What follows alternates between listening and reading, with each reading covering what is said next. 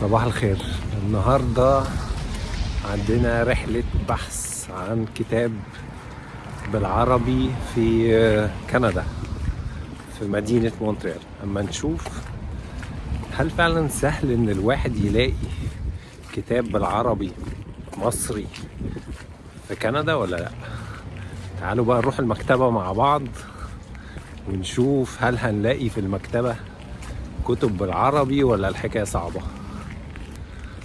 من أسهل الطرق إن الواحد يجيب كتاب بالعربي هنا، سواء تشتري الكتاب، وأنا عارف في الأحياء اللي أنا ممكن ألاقي فيها الكتاب العربي هنا، بس أنا مش عايز أشتريه، وممكن أنزله من على الكندل. ده زي جهاز كده بيتباع على الأمازون، وبعدين تنزل عليه الكتاب، بيبقى أرخص شوية من الكتاب العادي. وده برضو مش اللي أنا عاوز أعمله. أنا عاوز أجيب كتاب من غير ما أدفع فلوس النهاردة. تعالوا بقى نشوف هنعمل الموضوع ده ازاي.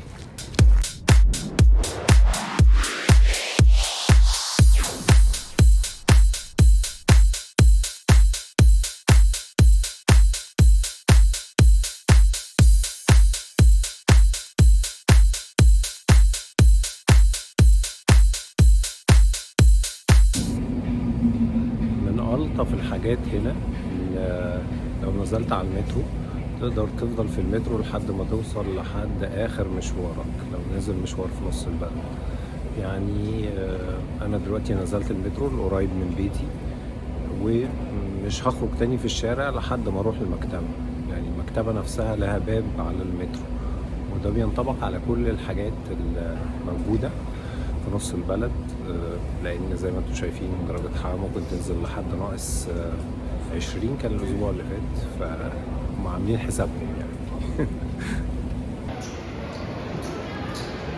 ادي مكان الخروج ناحية المكتبة، وهنخرج كده من المترو.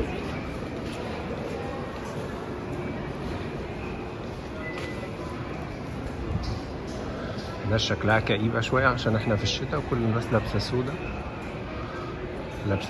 لابسة اسود قصدي. لابسة اسود. وادي المكتبة. نعمل كده بقينا في المكتبة. ده الباب الرئيسي بتاع المكتبة، اللي هو الباب اللي بيدخلوه الناس اللي جايين من بره. وألطف حاجة دايما في كل الأبواب هتلاقي الباب الصغير ده اللي هو موجود هنا، اللي تقدر تتك عليه ويفتح اوتوماتيك عشان أصحاب الاحتياجات الخاصة، أو نفس الحكاية في كل مكان، في كل أسانسير. يعني احنا شايفين ده أسانسير نمرة 8 مخصص لأصحاب الاحتياجات الخاصة، أو الناس اللي عندها مشكلة في التنقل. وبعد كده ندخل المكتبة دايركت. أول ما تدخل المكتبة الدور الأولاني فيه قهوة والاشتراكات، ما هي ببلاش يعني، بس لازم يبقى عندك إثبات إن أنت عايش في المدينة هنا، زي عقد إيجار أو حاجة. والمكان اللي أنت بتاخد فيه الكتب وترجع لهم الكتب، ولو هتدفع حاجة خاصة يعني. اوكي، احنا دلوقتي في أول دور، وده أول دور. الناس اللي احنا شايفينهم هناك دول واقفين عشان معاهم كتب عاوزين ياخدوها أو عاوزين يرجعوها. والناحية التانية دي فيها القهوة، والناس قاعدة مش عايزين نزعج حد، قاعدة بتقرا وتشرب القهوة من وقت للتاني يعني. من ألطف الأجزاء اللي أنا بشوفها في المكتبة هنا هي الناشونال بيبليوتيك. يعني زي المكتبة القومية، وبيبقى فيها شوية حاجات سبيشال، يعني حاجات عن الدولة، حاجات عن القانون، حاجات عن الهيستوري، تاريخ. مش عارف إذا كان مسموح لنا نصور جوه ولا لأ، بس هو ده المدخل بتاعها. هو ده شكل المكتبة القومية من جوه، بس واضح ان احنا ما نقدرش نصور هنا. حاجة في الشياكة يعني، بس في أطفال أهي بتلعب وكل حاجة يعني، شياكة بس كاجوال.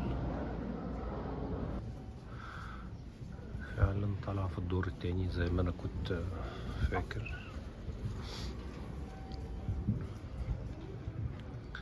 هو الكوليكشن ده الألماني والعربي، مش هتلاقي في حد أصلا.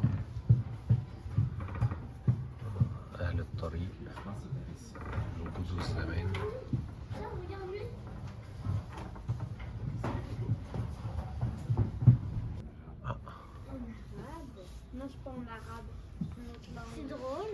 في كتاب هنا نوال السعداوي، رواية.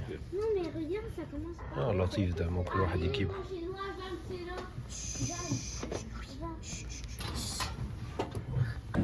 طيب انا ما لقيتش الكارت بتاع المكتبة اللي انا اقدر اخد بيه الكتاب، فاعمل حاجة لطيفة، انا هروح اقول لهم ان الكارت ضاع، وهنشوف اذا كان اعمل لي كارت تاني في نفس اليوم واخد برضو الكتاب ولا لا.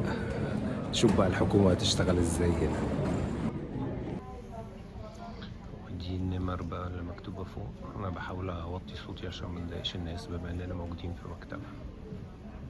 النتيجة بوزيتيف جدا، قدرت اخد الكارت الجديد في اقل من 5 دقايق، بس دفعنا $3. مش مشكلة لان هو الكارت كان خلاص. انا فاكر ان اللي حصل ان من ايام الكوفيد ان انا ما كنتش استخدمت الكارت، فعشان كده الكارت يعني اتلغى. المهم هنقدر ناخد الكتاب بتاع نوال السعداوي ونشوف هناخده ازاي فوق. يلا.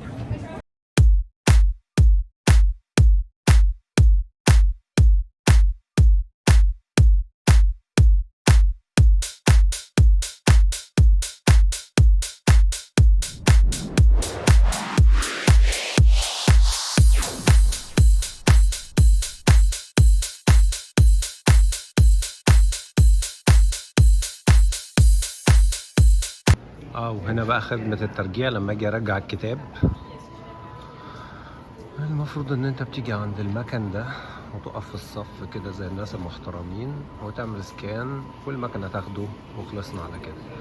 بتهيألي الخدمة دي خدمة جديدة بعد ما الكوفيد جه هنا، مبقاش الناس بتلمس الكتاب وهي بترجعه يعني، مبقاش الموظف بقى ياخده. حاجة جامدة. شايف الست دي عندها 1 2 3 4 5 6 كتب معاها ما شاء الله. رحنا مكان عادي بره المكتبة، يعني احنا جوه المبنى بتاع المكتبة بس خلاص بقينا بره المكتبة فنقدر نعلي صوتنا زي ما احنا عاوزين. اخترت كتاب نوال السعداوي إنه الدم. تقريبا هو رواية بتتكلم عن الأحداث بتاعة ميدان التحرير، فيعني هتبقى حاجة لطيفة. أنا متأكد إن كتاباتها حلوة بغض النظر يعني عن الحاجات اللي احنا بنقراها في الجرايد، التترات الجامدة اللي بيكتبوها في الجرايد إن آرائها كذا ومش عارف إيه. أنا ما بحبش الكلام ده، أنا بحب أقرأ للكاتب فعلا كل الكتاب اللي هو كتبه على بعضه عشان أقدر أكون فكرة عنه يعني. وحاجة جديدة يعني، حتى لو طلعت مش كويسة أكيد هستفيد من معلومة يعني من الكتاب. بس كده متهيألي كده حلو بالنهاردة بقى، ونرجع على البيت نروح نشتري الأكل بتاع الأسبوع وارجع على البيت عادي. يلا سلام، باي باي، أشوفكم الأسبوع الجاي.